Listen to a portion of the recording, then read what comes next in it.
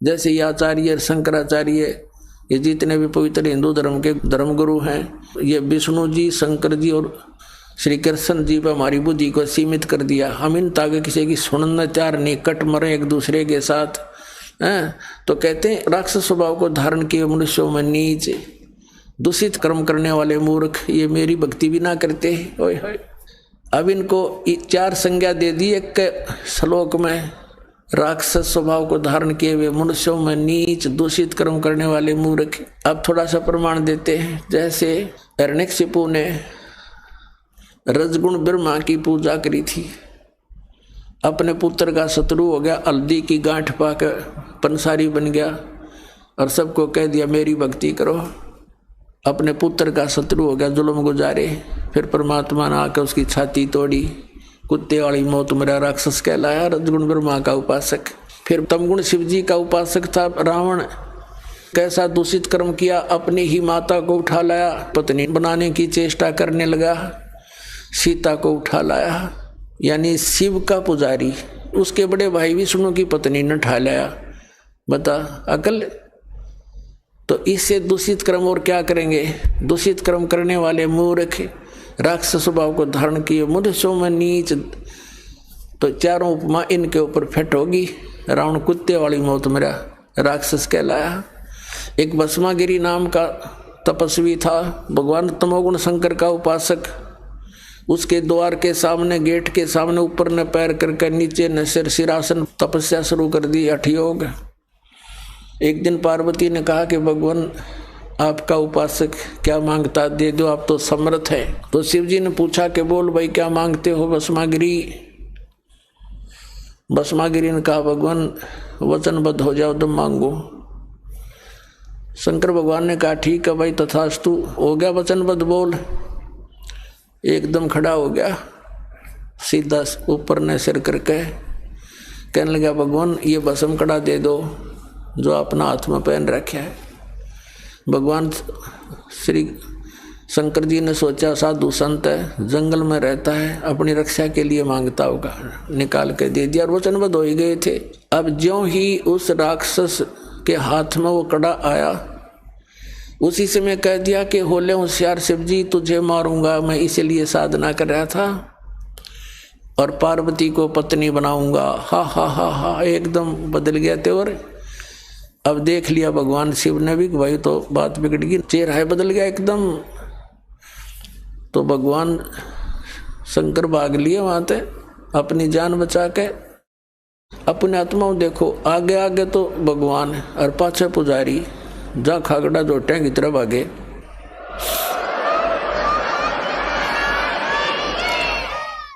और ये आज तक हमने मूर्ख बना रहे हैं ये संत, क्योंकि वो मृत्युंजय, कालज्य, सर्वशक्तिमान, महेश्वर, सर्वशक्तिमान। बताइए, मृत्युंजय था, डर के भाग गया। कबीर साहब थे मृत्युंजय, उनको ऐसे ऐसे जुल्म गुजारे, तोप लगा दी थी परमात्मा को मारने के लिए, दरिया में डाल दिया था, गंगा में, नौका में बैठा ले गया, हथकड़ी बांध कर, पैरों में बेड़ी बांध कर और गंगा में डाल दिया। हथकड़ी अपने आप टूट गई, बेड़ी निकल गया हाथों गले से, जल के ऊपर बैठ गए भगवान। तोप के गोले छोड़ दिए उन दुष्टों ने, 4 पैर 12 घंटे तक तोप के गोले मारते रहे, एक भी निकट नहीं गया। वो थे मृत्युंजय। अब उधर से आगे आगे भगवान शिव जी भाग रहे हैं, पीछे पीछे भस्मागिरी फुल स्पीड पे। अब परमात्मा आकर जान बचाता है इनकी। स्वयं परमेश्वर आए, पार्वती रूप बनाया, उन दोनों के बीच में एक पेड़ के नीचे खड़े हो गए। और भस्मागिरी तो भाग्य इसलिए रहा था, उसने पार्वती रूप में भगवान ने कहा रुक जाओ रुक जाओ, वो रुक गया उसने तो। और ये भी कह दिया कि अब क्यों डरते हो, तो रुकेगा नहीं, पता नहीं कहाँ जाएगा, जाने दो इसको, आ जाओ बैठो। अब भस्मागिरी के लाड़ पड़े रही थी, उड़े डट गया। तो अब भस्मागिरी से पार्वती रूप में भगवान ने कहा कि कुछ डांस वांस करके दिखा मुझे, ताकि मेरी आत्मा प्रसन्न हो तेरे से। तो वो कहने लगा मैं तपस्वी व्यक्ति, मैंने कभी डांस किया नहीं।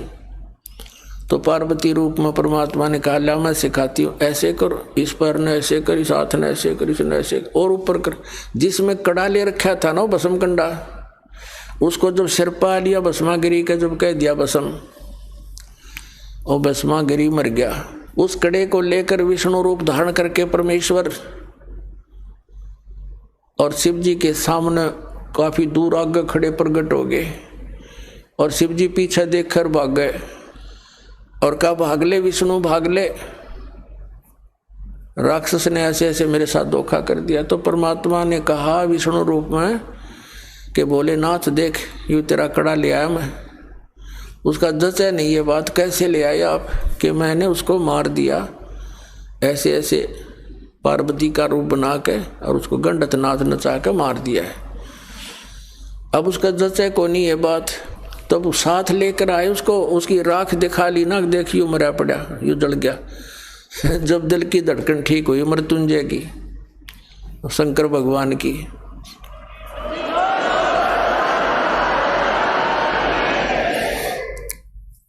अपने आत्मा इससे भी दुष्ट और कौन होंगे। अपनी माँ के ऊपर नीत डिगा दी, और भगवान शंकर को अंतर्यामी के ये नहीं समझ सका, राक्षस के सोच लिए बैठा है, और दे दिया कड़ा ठाकर उसका दो मारो जूत भगा देता वहां से। यदि अंतर्यामी होता समझ जाता पहले ये क्या बकवास सोचे बैठा है, अरे इनकी हम पूजा करने पर ला रखे थे, सारा जीवन बर्बाद करा दिया हमारा। और परमात्मा 600 वर्ष पहले कहा करते 3 देव की जो करते भक्ति उनकी कदे ना हुआ मुक्ति। अब भस्मागिरी से भस्मासुर हो गया, राक्षस कहलाया, और कुत्ते वाली मौत मरा। ऐसे दूषित कर्म, ऐसे जुल्म, अपनी माँ पर नीत डिगारा, यानी इष्ट देव रूप में पूजे, उसकी पत्नी पर दोष मन में नीच के, इससे दुष्ट और कौन होगा। फिर तीसरे आते हैं विष्णु के उपासक वैष्णव। एक बार कुंभ का मेला हो गया हरिद्वार की हर की पैड़ी पर प्रभु का उनका संयोग बन गया, तो वहां पर ये गिरिपुरी, नागा, नाथ, सन्यासी, वैष्णव ये अपने अपने ग्रुप में इकट्ठे हो जाते हैं। नागा का अलग ग्रुप, सन्यासियों का अलग, वैष्णव का अलग, नाथों का अलग, कनपाड़े नाथ न्यारे।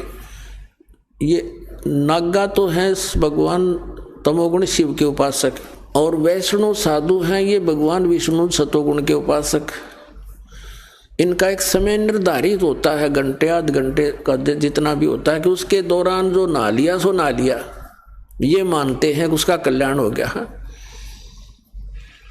अब गए थे कल्याण करवाने, और फिर क्या हुआ उनका वहाँ पर, अब स्नान करने का जो समय आ गया, उनका पर भी लगनी थी कुंभ के मेले की, तो सभी अपने अपने ग्रुप में चल पड़ते हैं। नागा अलग से, वैष्णव अलग से, नाथ न्यारे, सन्यासी भिन्न अपने अपने खेमे में चल पड़ते। तो सबसे पहले नागा पहुंच गए, कति नंगे रहते हैं वह, और वो हरकी पैड़ियों पर सब जगह खड़े हो गए, नहाने की पोजीशन पकड़ गए। पीछे से वैष्णु साधु आगे, सतोगुण विष्णु जी के उपासक। उन वैष्णव ने कहा कि नागाओं पहले हम स्नान करेंगे, हम सर्वश्रेष्ठ हैं, तुम बाद में नहाना। अब नागा कहने लगे नहीं, हम सर्वश्रेष्ठ हैं, हम त्यागी और बैरागी हैं, हम नहीं इच्छा रहते, हम वस्त्र भी धारण नहीं करते, हम बिल्कुल निर्लेप हैं। तो विष्णु के उपासक वैष्णु साधु कहने लगे शरण फेरो, तुम टट्टी के हाथ धोते नहीं, राख लपेटे आंडो, गधे की तरह लोट मारो, आज तुम प्रथम नहाने वाले हो गए, पहले हम नहाएंगे, तुम बाहर आओ। अब ये वचन सुनकर अब वो तमोगुण के पुजारी हो गए उल्टे, और पकड़ लिए उनके सिर के वो जटा पकड़ पकड़ के, वो उसके पकड़ रहे और वो उसकी लट्ठम लट्ठा, मुक्का मुक्का बुड़क के काटे, मुखों से काटे, फिर तलवार निकाल जाए, कटारी मारे, एक दूसरे के छुर्रे गोप दे। 25,000 ये त्रिगुण उपासक ये कटका मर गए वहां पर। हर की पैड़ियों पे गंगा का पानी लाल बना दिया, लाश उसके अंदर 100 बहा दिए नरे। तो इसके विषय में सूक्ष्म वेद के अंदर परमात्मा ने कहा है, तीर तुपक तलवार कटारी जमदड़ जोर बदावे है, हर पैड़ी हर हेत न जाण्या वहाजा तेग चलावे है, काटे शीस नहीं दल करुणा ये जग में साध कवावे हैं। जो जन इनके दर्शन को जावे उनको भी नरक पठावे। अब क्या बताते हैं कि तीर कटारी तलवार ठोके एक दूसरे में। अरे ये तीर तुपक तलवार कटारी नौके जम धड़ जोर बधावे हैं, यानी कति डट के युद्ध किया उन्होंने। और हर पैड़ी हर हेत नहीं जाना वहाँ जा कर चलावे हैं। भगवान हर पैड़ी कवे भगवान का प्रेम भी नहीं और आपस में कटका मर गए वहाँ पर। काटे शीस नहीं दल करुणा ये जग में साध कवावे हैं। इनका इतनी दया नहीं, राक्षस से भी बुरे ये। काटे शीस नहीं दल करुणा ये जग में साध कवावे हैं। और जो जन इनके दर्शन को जावे, ऐसे व्यक्तियों के पास जो जागा उनको यही पाठ पढ़ाओगे कटने और मरने का, तो उनको भी नरक पठावे। तो पुण्यात्माओं परमात्मा 600 वर्ष पहले कहा करते, गुण तीनों की भक्ति में ये भूल पड़ो संसार। कहे कबीर निज नाम बिना कैसे उतरो पार। तीन देव की जो करते भक्ति उनकी को देना होवे मुक्ति। अपने आत्मा परमात्मा ये कहा करते कि उन्होंने ये नहीं कहा कि ये हमारे ब्रह्मा विष्णु महेश तुम्हारे दुश्मन नहीं बताए, ये अपने भाई बहन हैं और काल का फंस गई अच्छी आत्माएं हैं। इनको बना दिया यहाँ का चौधरी, इनकी मृत्यु होगी जब इनको गधे बना कर छोड़ देगा और नई तैयार कर लेगा। आप मत, ये तो हमारा दुरुपयोग कर रहा।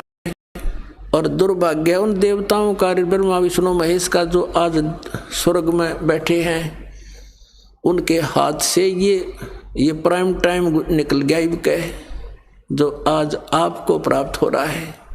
ये समय है।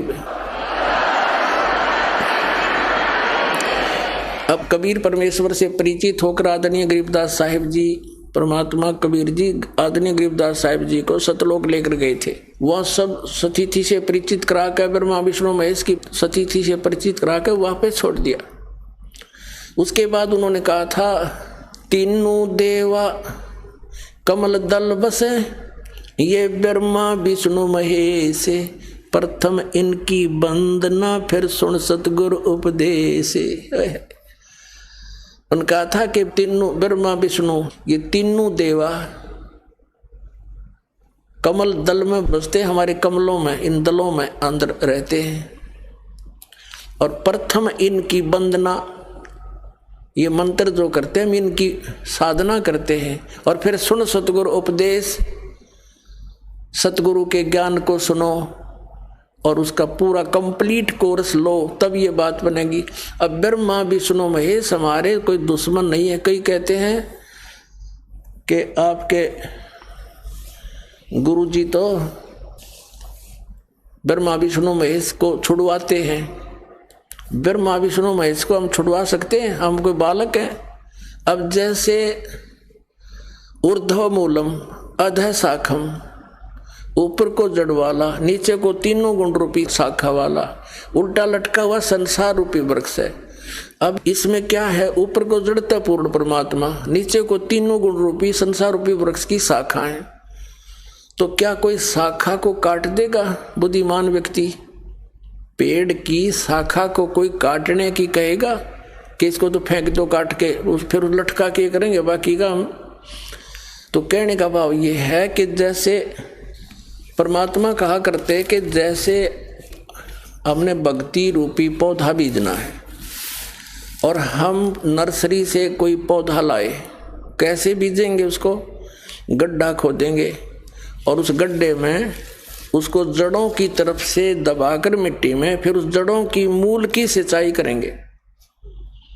तो मूल की यानी जड़ की पूजा करेंगे हम, तो वो पौधा पेड़ बनेगा, उसकी टहनियाँ बड़ी बड़ी हो जाएंगी, तीनों गुण रूपी शाखा। तो उन शाखाओं का फल लगेगा और फल के लिए हम सारा प्रोसेस अपना कर रहे हैं, फल प्राप्ति के लिए हम कर रहे हैं। तो हमने तोड़ने नहीं होते, हमने ऐसे करना है, अपनी way of worship according to the spiritual करना है, शास्त्रों के अनुसार करना। देखना ये समझ लो हम एक पौधा लाए तो ये है बुद्धिमता। जड़ों को गमले में यानी मिट्टी में डाला, दबा दिया और पूजा शुरू कर दी सिंचाई। ये जड़ कबीर परमात्मा है इस संसार रूपी वृक्ष की। अब ये हमने जड़ों को पूजना है। इन ब्रह्मा विष्णु महेश की पूजा नहीं कर, हम क्या कर रहे हैं? ऐसे कर रहे हैं। ये बता बालका वाला काम कर रखे हमने, हंसी नहीं आवे। हम ऐसी पूजा कर रहे हैं, उल्टा काम कर लिया हमने। ब्रह्मा विष्णु महेश को हम इष्ट रूप में पूज रहे हैं, गमले में ला दिए ब्रह्मा विष्णु महेश और ये पूजा कर रहे हैं। तो कोई क्या कहेगा? समझदार व्यक्ति ने घर सीधा कर ले इसने, और वो लड़े, हट जा दूर, खबरदार तूने क्या कर दिया। अब देखो जड़ छोड़ दी हमने, अब जड़ ऊपर रहेगी तो भक्ति रूपी पौधा सूख गया। ये यूजलेस है, ये शास्त्र विधि को त्याग कर शास्त्र विरुद्ध साधना है, ये उल्टा बीजा हुआ भक्ति रूपी पौधा। और हमने ऐसे करने को कहा तो इसमें इसकी पूजा करेंगे भगवान कबीर साहब की, फिर हमारे शास्त्र अनुकूल कर्म बनेंगे। शास्त्र अनुकूल संस्कार होने से ये फल ब्रह्मा विष्णु महेश ने देना हमारे को, क्योंकि यहाँ के ये प्रधान है, इविन का फल लगेंगे। अब इसका प्रमाण देते हैं। अपने आत्माओं परमात्मा ये कहा करते तुम साधना ठीक करो और फिर आपको लाभ होगा पूरा। अब तुम साधना कर रहे हो उनकी जो आपको कुछ दे ही नहीं सकते। अब जैसे आप किसी फैक्ट्री मालिक की नौकरी कर रहे हो तो नौकरी उसकी कर रहे हो, आपकी हाजिरी लगकर तनख्वाह बनकर कैशियर के पास आती है, अकाउंटेंट के पास आती है। अब तनख्वाह तो देंगे अकाउंटेंट और वो कैशियर, लेकिन वो देंगे आपका वर्क डन, और वो भी उस मालिक की मजदूरी करोगे। तो यदि उस आप लागे अकाउंटेंट और कैशियर की जूते साफ करन, उसकी प्लेट धोना, वह नौकरी दी छोड़ आपने, वो खा के देंगे आपको, जो कहें बाजत चाह भी ना पाओ टाइम पे। तो इसी प्रकार हमने पूजा तो करनी है, मजदूरी तो करनी, इष्ट रूप में तो पूजना परमपिता को, कबीर साहब को, और फिर उससे बनेंगे हमारे शास्त्र अनुकूल जितने भी शुभ संस्कार फिर देंगे। यही यहाँ पर जब तक आप यहाँ रहोगे तो यहाँ के ये प्रधान है, इन्होंने हमारा वर्क डन देना है। जैसा कर्म करेगा फल देगा भगवान, इनका ये आखिरी विधान था। तो ये भगवान तो वर्क डन ही दे सकते, इसमें ऐड नहीं कर सकते। और फैक्ट्री मालिक बनवाने के रखे दे दे तोहफे में, यानी परमात्मा हमारे मालिक हैं, मालिक तो कुछ भी दे सकता है। अब और थोड़ा सिखा दिखाते हैं क्योंकि कंसेप्ट इससे जुड़ा हुआ है। इसी गीता जी अध्याय नंबर 3 के, ये श्रीमद् भगवद गीता अध्याय नंबर 3 के आपको दिखाते हैं श्लोक 10 से लेकर 15। ये देखिएगा श्रीमद् भगवद गीता अध्याय नंबर 3 के और श्लोक नंबर 10। प्रजापति ब्रह्मा ने कल्प के आदि में यज्ञ सहित प्रजाओं को रचकर कहा था, तुम लोग इस यज्ञ के द्वारा, यज्ञ माने धार्मिक अनुष्ठान, शास्त्र अनुकूल वृद्धि को प्राप्त हो। यह यज्ञ तुम लोगों को इच्छित भोग प्रदान करने वाली हो। 11वें में कहा है, यज्ञ के द्वारा देवताओं को उन्नत करो और वो देवता तुम लोगों को उन्नत करें। इस प्रकार निस्वार्थ भाव से एक दूसरे को उन्नत करते हुए तुम लोग कल्याण को प्राप्त हो जाओगे। 12वें में फिर कहा है, यज्ञ के द्वारा बढ़ाए गए देवता, बताओ देवता ने क्या हम पकड़ कर बढ़ावाएंगे, खींच कर बढ़ावाएंगे उन्हें। अब ये विधि बता रखी है कि शास्त्र अनुकूल साधना करने से, जड़ की पूजा करने से ये तीनों देवता रूपी शाखा बढ़ जाएंगी, बड़ी हो जाएंगी, फिर ये फल देंगे। देखिए यज्ञ के द्वारा, शास्त्र अनुकूल साधना के द्वारा बढ़ाए हुए यानी बढ़े हुए देवता, ये तीनों शाखाएं तुम लोगों के बिना मांगे ही इच्छित भोग निश्चित देते रहेंगे। उन देवताओं को दिए हुए भोगों को जो पुरुष उनके बिना दिए स्वयं भोगता है वह चोर है। अब क्या सिद्ध हो गया कि जैसे हम मूल की पूजा करेंगे, मूल की यानी जड़ की पूजा करने से टहनी बड़ी हो जाएंगी, ये देवता बढ़ गए, बड़े होकर ये फलों से लदपद हो जाएंगी, ये टहनी बिना मांगे देंगे अपने आप, क्योंकि हम मूल की पूजा कर रहे हैं तो अपने आप इनका बस की बात नहीं, देने पड़ेंगे फल हमारे को। आगे देखो। और जो फिर कहते हैं धर्म दान नहीं करते तो वो तो चोर हैं, वो फिर स्वयं भोगता है बिना गुण को दिए, यानी बिना कुछ दान किए तो चोर है। 13वें में कहा है यज्ञ से बचे हुए अन्न को खाने वाले श्रेष्ठ पुरुष सब पापों से मुक्त हो जाते हैं, और जो पापी लोग अपने शरीर पोषण के लिए ही अन्न पकाते हैं वे तो पाप ही खाते हैं। इसका कहने का भाव यह है, अपने आत्माओं यहाँ पर सतलोक आश्रम बरवाला जिला हिसार हरियाणा में पूरे विश्व में एक ये स्थान है जहाँ शास्त्र अनुकूल साधना होती है।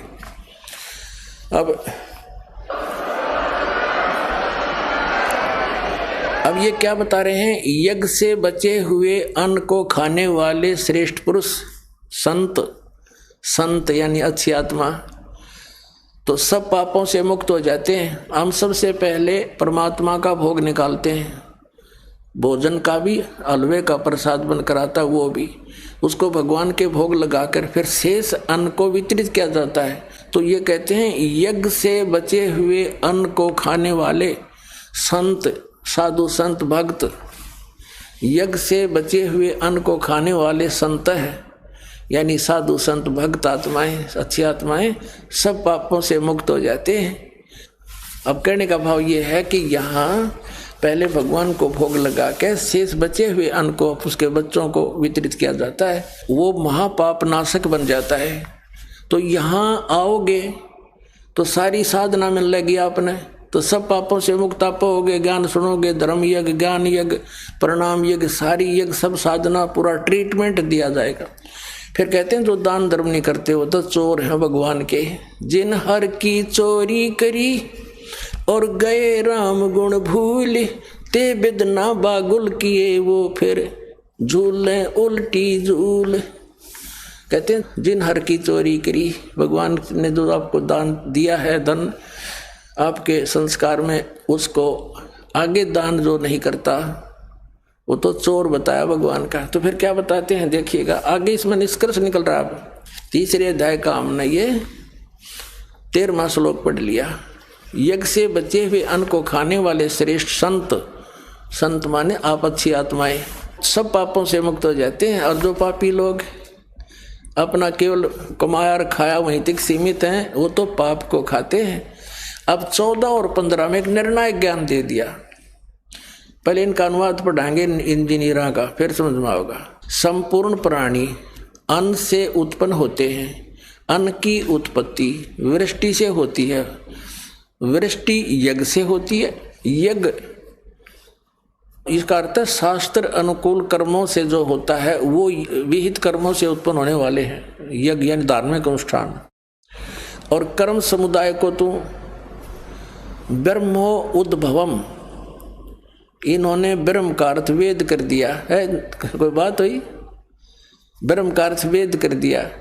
ये लिखना था कि देखो हम यहाँ पर आए इस काल के लोक में तो हमने कर्म करके ही मिलेगा, ना कति नहीं मिले। तो कहते हैं ये कर्म लगाए ब्रह्म ने बनाया विधान यहाँ का, और ब्रह्म की उत्पत्ति हुई परम अक्षर ब्रह्म से, उस परमात्मा से, सच्चिदानंद घन ब्रह्म से। इसका अर्थ तो ये है, लेकिन इन अज्ञानियों ने कुछ ज्ञान तो था नहीं, सारे उल्टे अडंगे अड़ा दिए।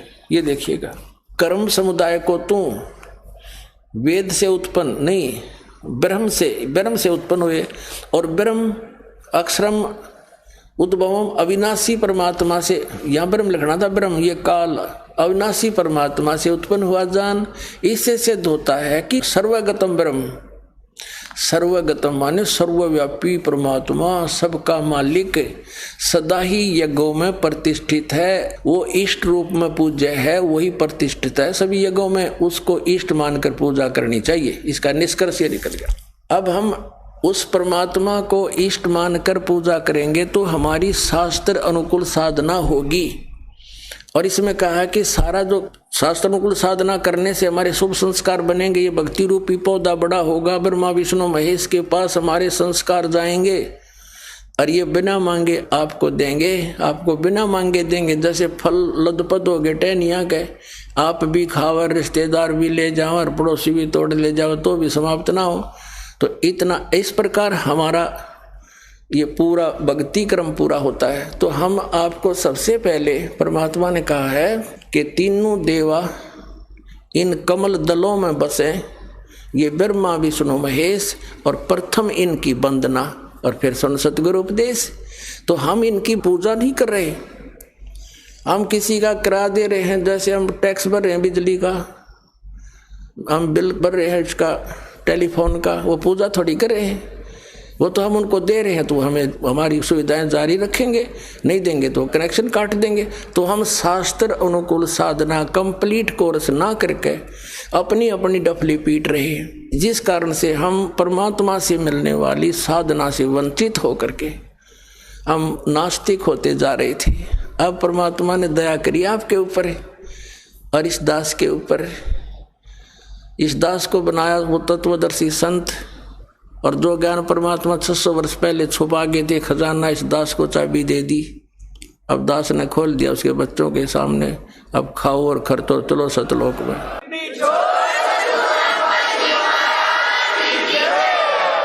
परम पिता परमात्मा पूर्ण ब्रह्म सर्व सृष्टि रचनहार कबीर देव कबीर परमेश्वर जी की असीम रजा से आप सभी पुण्यात्माएं सत्संग सुनने के लिए उपस्थित हुए।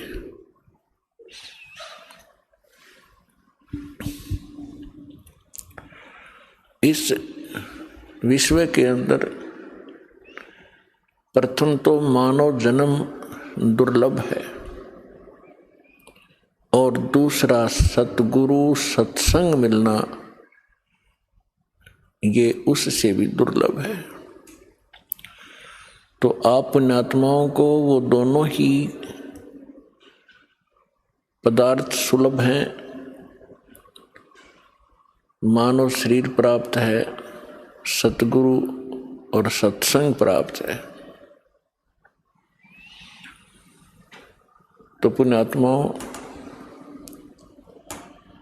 आप बहुत ही पुण्यकर्मी प्राणी हैं। यदि सतगुरु नहीं मिलते, आप कितने ही पुण्यकर्मी होते, आपके सभी पुण्य एक दिन अक्षीण हो जाने थे।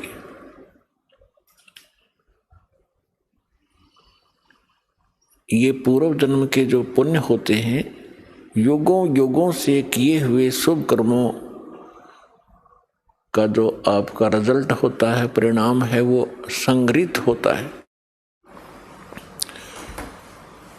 और आगे फिर संग्रह करने के यानी पुण्य कमाने के कोई हमें साधन नहीं मिलते हैं। तो उस पुण्यकर्मी प्राणी जो पूर्व जन्म से युगों युगों से पुण्य इकट्ठे किए हुए हैं, उसकी ऐसी स्थिति होती है जैसे इन्वर्टर की बैटरी चार्ज कर ली जाए और चार्ज फुल होगी और फिर चार्जर उसका है नहीं, आगे चार्जर नहीं लगाया या कोई कनेक्शन नहीं है उसका बिजली से, चार्जर भी लगा रखा है तो वो कनेक्शन ठीक ना हो, लाइट ना हो उस स्विच के अंदर, तो फिर क्या कैसा महसूस होता है, कैसे लगता है, उसके साथ कैसा धोखा होता है। बैटरी पूर्व जन्म की चार्ज पहले की चार्ज है, इन्वर्टर चल रहा है, पंखे भी चल रहे हैं, बल्ब भी जग रहे हैं और आगे इन्वर्टर भी लगा हुआ है, आगे चार्जर भी लगा दिखाई दे रहा है, स्विच में लगा रखा है और स्विच में लाइट है नहीं, पावर नहीं है उसके अंदर। तो उसको कब पता चलेगा? जब वो इन्वर्टर की बैटरी डाउन हो जाएगी, झटके मारने लगेगी और झटके मार के वो बंद हो जाएगा। सब सुविधाएं जो बल्ब जग रहे थे, पंखे चल रहे थे, कूलर चल रहे थे, वो एकदम स्टॉप हो जाएंगे, बंद हो जाएंगे। तो पुण्यात्माओं, जो पूर्व जन्म के पुण्यकर्मी आत्माएं हैं, आज कोई डॉक्टर बना है, कोई इंजीनियर बना है, कोई आईएएस आईपीएस पोस्ट पर विद्यमान है, कोई एमएलए एमपी मंत्री मुख्यमंत्री बना है, या कोई अच्छा सेठ साहूकार बना है, या कोई अन्य उसके पास सुविधा उपलब्ध है, और वो पुण्यकर्मी प्राणी जहां भी जिस क्षेत्र में प्रवेश करता है उसके पुण्यों के आधार से वो उधर ही सफल होना प्रारंभ हो जाता है, क्योंकि उसने पूर्व जन्म की बैटरी वह चार्ज है उसकी। और आगे यदि वो सत्य भक्ति नहीं कर रहा है तो उसका वो पुण्य कर्मों को संग्रह करने का चार्जर नहीं लगा हुआ है, और गलती से वो कोई साधना कर रहा है या कोई संत गुरु बना रखा है, उसके बताए अनुसार जो साधना कर रहा है तो वो चार्जर ठीक नहीं, उसमें लाइट है नहीं।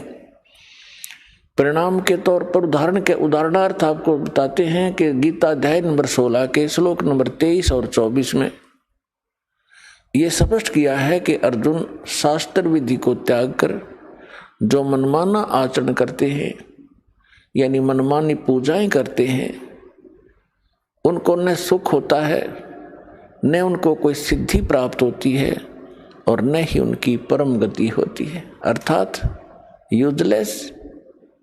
तो उनके साथ वो सचिथी बनी हुई होती है जो कोई नकली इन झूठे गुरुओं से भी संबंधित है।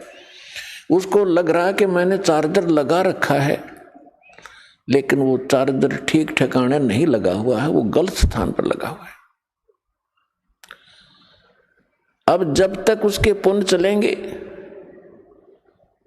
और उसको सभी सुविधाएं उपलब्ध रहेंगी, और ये सोच रहा होगा वो व्यक्ति जो धार्मिक प्रवृत्ति का है कि मैं जो पूजाएं कर रहा हूं, जो साधना कर रहा हूं, या तो कोई गुरु बनाकर किसी संत पंथ में जाकर, या वैसे अपना कोई देवी देवता मना के जो भी वो आध्यात्मिक क्रियाएं करता है, वो ये सोच रहा होता है कि मुझे इन्हीं क्रियाओं से ये लाभ मिल रहा है। अब उस स्थिति में उसको कोई हमारा भक्त जाकर समझाने की चेष्टा करे कि आपकी भक्ति ठीक नहीं, आपके साधन जो है भक्ति के ये व्यर्थ हैं, तो वो व्यक्ति बिल्कुल मानने को तैयार नहीं, क्योंकि उसको अध्यात्म ज्ञान का अभाव है। और वो ये कहेगा कि मुझे सब सुविधाएं उपलब्ध हैं, अच्छी पोस्ट है, बच्चे भी अच्छे पढ़ रहे हैं, उनको अच्छी पोस्ट प्राप्त हो गई है, मेरे को सब सुख है, ये मेरे गुरुदेव की कृपा है, मेरे इष्ट देव की कृपा है। तो पुण्यात्माओं, उसको उस समय पता चलेगा जब उसकी पूर्व जन्म की बैटरी समाप्त हो जाएगी, डाउन हो जाएगी, डिस्चार्ज होगी। उस समय देर बहुत हो चुकी होगी, फिर उसके सामने रोने के अतिरिक्त कुछ भी शेष नहीं बचेगा। इसके लिए दास बार बार प्रार्थना कर रहा है कि कम से कम जो दास आपके गुरुजी के विषय में, आप जी की साधना के विषय में कोई टिप्पणी कर रहा है, आप उसको आलोचना मानते हो, उस आलोचना को कम से कम कंपेयर कर लो कि ये सिरफरा व्यक्ति क्यों बार बार हमारी साधनाओं को गलत बता रहा है, इस उद्देश्य से देख लो। लेकिन इधर सोचना भी पसंद नहीं करते वो भोली आत्माएं। और अब दास देख रहा है, जिनको आज से 10 वर्ष पहले हमने कहा था कि तुम्हारी साधनाएं गलत हैं, उन्होंने बात करना भी पसंद नहीं किया था, आज वही रोते हुए आ रहे हैं कि काश हम उस समय आपकी बात को स्वीकार कर लेते, इतना विनाश ना होता। परमात्मा ये कहते हैं, कोई बात नहीं, पीछे गई सो जान दे, ले रहती को राख, नहीं तो ये रही रही भी जावेगी उस गई गई के साथ। तो परमात्मा ने ये ऐसा ज्ञान दिया है और आपको बुद्धि दी है, मानव समाज को एक विशेष विलक्षण बनाया है आपको कि आप इस अध्यात्म मार्ग को और सद्ग्रंथों को आसानी से समझ सकते हैं। तो पुण्यात्माओं, जब तक इस प्राणी के पुण्य चलते हैं तब तक तो इसको सब सुविधाएं होती हैं और ये सोचता है कि मैं जो साधनाएं कर रहा हूं इन्हीं से मैं सब सुख उपलब्ध कर रहा हूं। लेकिन अब इस तत्व ज्ञान के पैमाने से इसकी रोशनी में आप देखोगे, फिर आपको पता चलेगा कि जिन गुरुओं को आप गुरु मानते थे और सतगुरु मानते थे वो बिल्कुल नालायक आदमी थे, उनको कख भी पता नहीं। एक टीचर अपने सिलेबस से परिचित नहीं है, उसको टीचर कहा जा रहा है, क्योंकि विद्यार्थी को अगर ये इतना ज्ञान हो कि वो टीचर को ही पहचान ले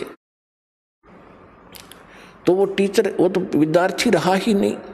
तो टीचर के कोई त्रुटि को टीचर ही बता सकता है। ये दास भी स्पिरिचुअल टीचर है और जिन गुरुओं से आप संबंधित हैं उनको भी आप स्पिरिचुअल टीचर ही बताते हो, आध्यात्मिक गुरु कहते हो। और दास कहता है कि ये सब झूठे और नकली ज्ञान को प्रचार कर रहे हैं, इनको कोई ज्ञान नहीं अध्यात्म मार्ग का।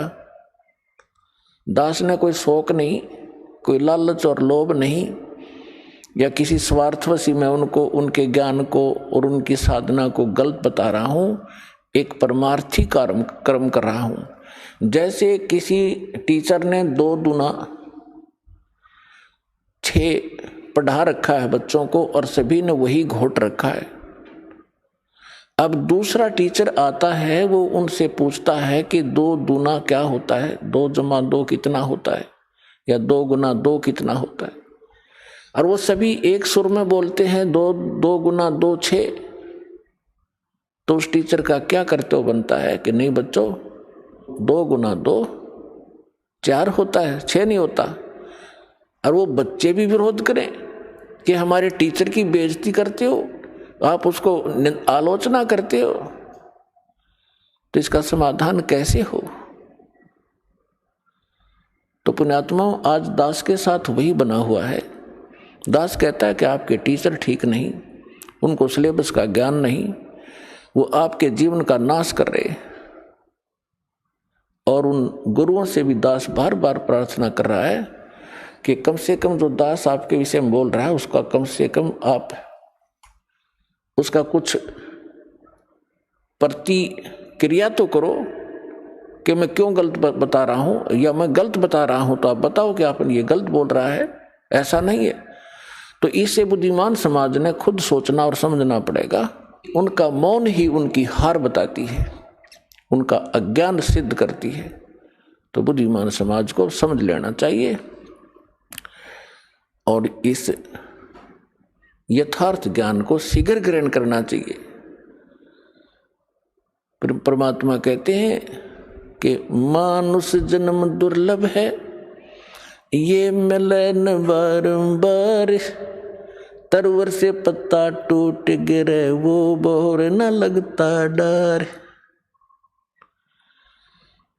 मानुष जन्म की कितनी कीमत बताई है, एक श्वास की कितनी कीमत है। कहता हूँ कहीं जात हूँ, कहूँ बजा के ढोल, श्वास जो खाली जात है ये 3 लोक का मोल। तो पुण्यात्माओं, परमात्मा ने आके बताया हमारे को कि पीछे लग गया जाऊं था मैं लोक वेद के साथ, रस्ते में सतगुरु मिले है दीपक दे दिया हाथ। जैसे पहले ये दास शिक्षा ग्रहण करता था, ठीक है, शिक्षा ग्रहण पूरी हुई, जूनियर इंजीनियर का डिप्लोमा किया, सफल हुआ, सर्विस प्राप्त होगी, फिर विवाह हुआ, संतान पुत्र पुत्री हुई। और दास पुजारी किसका था? बजरंगबली का। और भगवान कृष्ण, भगवान शंकर, भगवान विष्णु एज ए इष्ट थे। तो ये दास ये सोचा करता था कि मेरे इन भगवानों ने मुझे ये सब सुख दिए हैं। अब परमात्मा के तत्व ज्ञान रूपी इस रोशनी से, टॉर्च से, इस प्रकाश से दिखाई दिया कि ये जिन भगवानों को मैं ये सोच रहा था कि इन्होंने ये सुख दिए, ये इनके सतर का काम नहीं था। ये हमारे पूर्व जन्म की बैटरी ही चल रही थी, वो संस्कार फल रहे थे। हम लोक वेद के आधार से साधनाएं कर रहे थे। दंत कथा, लोक वेद माने दंत कथा, सुनी सुनाई हियर से स्टोरीज पर हम आधारित थे। वो शास्त्र अनुकूल ज्ञान भी नहीं था और न ही वो साधना थी। इसके विषय में परमात्मा अपने ऊपर ही हमें उदाहरण देकर सुनाते हैं। पीछे लग गया जाऊं था मैं लोक वेद के साथ, रस्ते में सतगुरु मिले दीपक दे दिया हाथ। अब इस दास को सतगुरु मिले, उस समय ये टॉर्च मिली। भटक रहे थे गड्ढों में, अंधेरे में, जिसने जैसा कोई बता दिया इधर चले जाओ उधर चल पड़े। आगे किसी ने कहा इधर जाओ ये ठीक नहीं है, उधर चल पड़े। अब हमारे पास मैप भी है और टॉर्च भी है। अब हमारे पास शास्त्र भी है, शास्त्र हमारे मैप हैं। हमने जिस मंजिल की ओर जाना है उस पर सब मार्क्ड है। और अब हम उसको देखकर तत्व ज्ञान रूपी इस रोशनी से हम कुमार्ग पर नहीं जाएंगे, सुमार्ग पर ही चलते रहेंगे। तो क्या बताते हैं? मात पिता मिल जाएंगे 184 में, सतगुरु सेवा और ये बंदगी फिर मिलन की ना। परमात्मा कहते हैं आप जहाँ भी जन्मोगे आपको माता पिता वहीं मिल जाएंगे। पशु योनि में जाओगे वहाँ भी माता पिता मिलेंगे। पक्षी की योनि में आप जन्म लोगे, उस शरीर में भी आपको माता पिता मिलेंगे। मानव शरीर प्राप्त करोगे वहाँ भी माता पिता मिल जाएंगे। लेकिन सतगुरु सेवा, सतगुरु सेवा मीन सतगुरु के अनुसार बताई हुई पूजा। सेवा माने पूजा। और फिर वो भक्ति जो गुरु बतावे, सतगुरु बतावे, कहते फेर मिलन की ना। अब परमात्मा कहते हैं सतगुरु के उपदेश का लाया एक विचार, जय सतगुरु मिलते नहीं जाते नरक द्वार। नरक द्वार में दूत सब करते खेचा तान, उनसे कभू ना छूटता फिर फिरता चारों खानी। चार खानी में भरमता कभू न लगता पार, सो फेरा सब मिट गया मेरे सतगुरु के उपकार। परमात्मा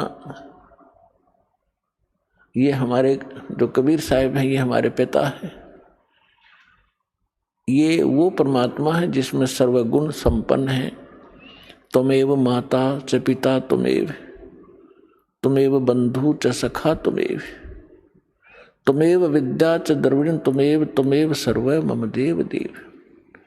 हे सब देवों के देव, सब भगवानों के भगवान, हे परमेश्वर, आप ही माता वाला गुण रखते हो, आप ही पिता वाला गुण रखते हैं।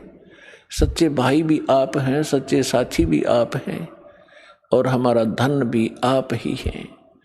कबीर और सब जग निर्धना, धनवंता ना कोई, धनवंता सो जानियो, जिस पर राम नाम धन होवे। तो यहाँ क्या बताते हैं परमात्मा, ये परमात्मा हैं। जैसे आदरणीय रामानंद, स्वामी रामानंद जी को परमात्मा मिले, 104 वर्ष के वृद्ध थे और बड़े विद्वान प्रसिद्ध थे, चारों वेदों को कंठस्थ याद कर रखा था।